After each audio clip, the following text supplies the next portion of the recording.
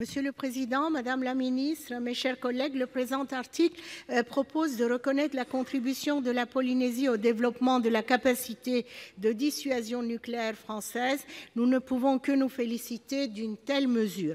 Cependant, sa dimension purement déclarative et dépourvue de tout aspect coercitif nous laisse quelque peu pensifs.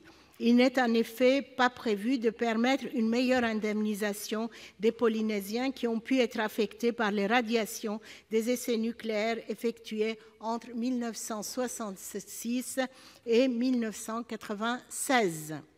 Il semble pourtant évident que le droit en vigueur n'est pas assez protecteur. En effet, si les populations habitant à proximité des atolls de Mururoa et Fangataufa bénéficient d'un suivi médical gratuit depuis 2007, les réglementations en matière d'indemnisation ne sont pas optimales.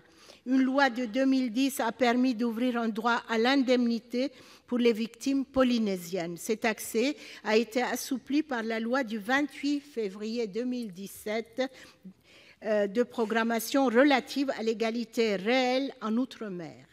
Force est de constater que cela n'est pas suffisant.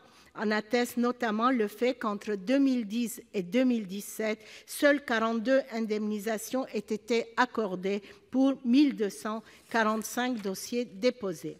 Nous demandons ainsi la levée totale des obstacles majeurs aux demandes d'indemnisation. Une commission extraparlementaire issue de la loi Égalité réelle en Outre-mer devrait prochainement remettre un rapport à l'exécutif à ce sujet.